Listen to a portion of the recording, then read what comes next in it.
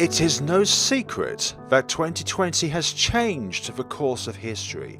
The entire physical world and the virtual world have radically changed due to the newly discovered pathogen under the virus type known as COVID-19. This invisible thing, now an aspect that, like the common cold, we will all eventually adapt to live with. Though at the very start, it has stopped the world from functioning. Everyone and everything under total lockdown. Businesses shut, businesses gone under, family and friends not being able to see each other physically. Thanks to 21st century technology, we are not that far away at all, though it is not quite the same as that face-to-face interaction with a cuddle, a handshake, a salute, etc. For some, the idea of not going to work, not going outdoors is an absolute dream come true. For others, a complete nightmare. For me, I'm both. I love the ability to be able to interact with others outside of my household, family and friends for example, but at the same time, I do like my solitude where I'm chilling out playing games or performing a let's play video to upload onto YouTube, kinda like now. Though all in all, 2020 was without a doubt a historical moment in history. Before we get into the discussing of the games that we have played throughout the year, I want to, with regret, bring attention to something a little more personal that I have suffered throughout the year: the loss of loved ones. February was when we heard about COVID-19 spreading, but not quite there with most countries in the world. I lost my 13-year-old Jack Russell Terrier to lung cancer. In March, when COVID-19 is at that point worldwide, I lost my grandfather to the alpha variant of COVID-19.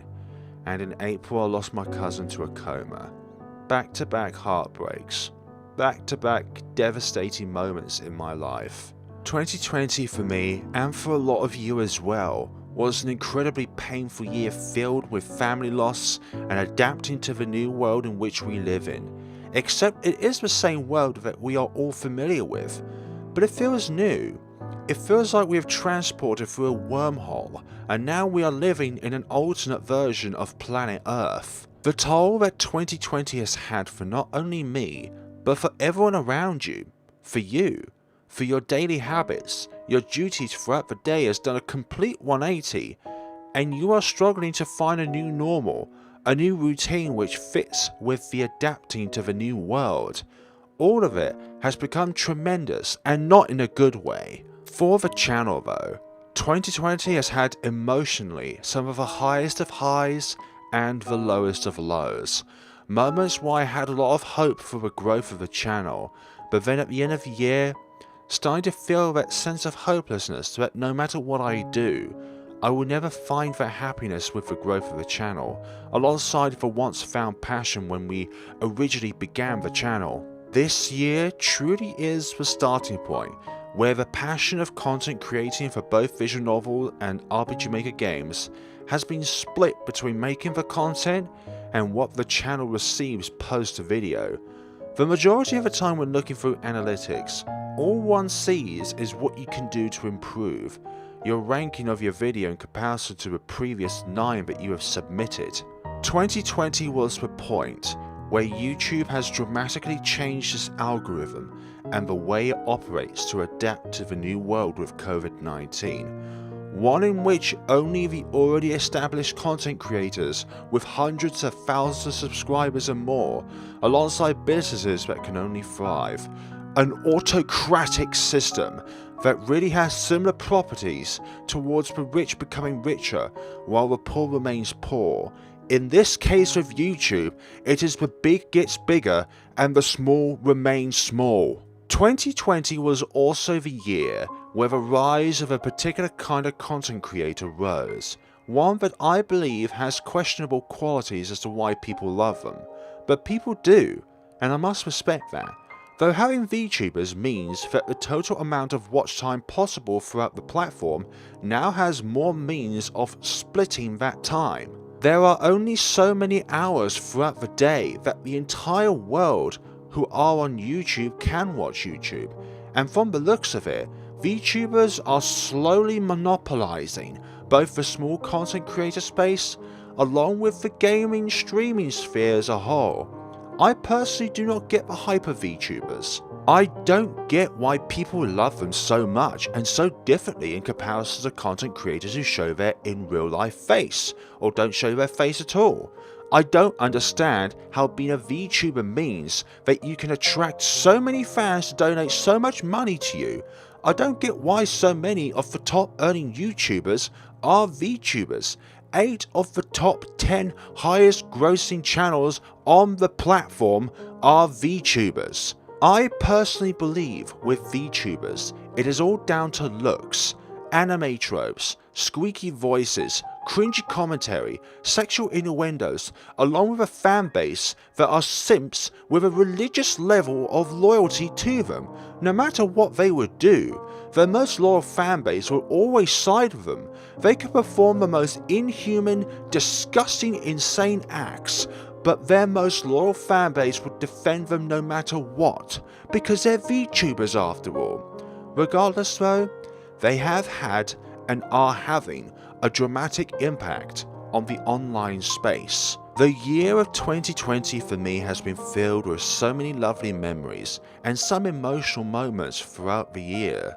The final chapter of Midnight Train to some of the scenes in Missing Time, having a cheeky protagonist in Cat in the Box, my fingers feeling weird from near the end of the demo Student Union, becoming distressed through Lola's World of Wonders.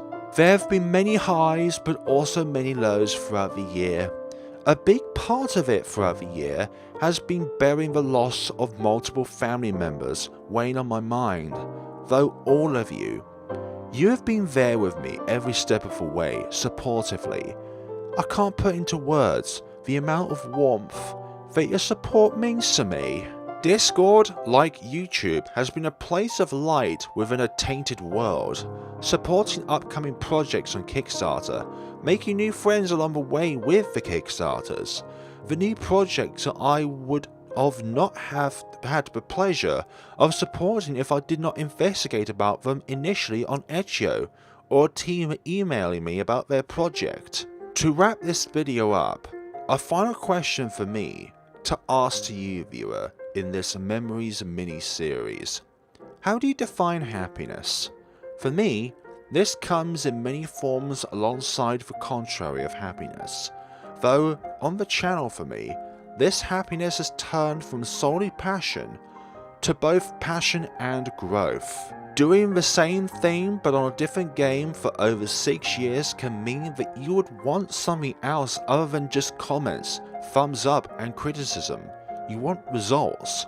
You want to pull in new people who have a similar interest to existing subscribers. Those who love visual novels, those who love RPG Maker games, those who love a calming, soothing voice to listen to while you are doing your studying. I wanted more, and unfortunately for the next and final tale, this want that I have to grow is going to put me into an inescapable purgatory, one that sinks me into the reasons why I am 99% fully done with YouTube and its autocratic, anti-small content creator friendly algorithm. A sizable portion of this video has been negative, and if you've made it this far, thank you very much for watching. And in the final time, and I will lump in 2022 as well, we will be going over the fall of FlareBlitzed.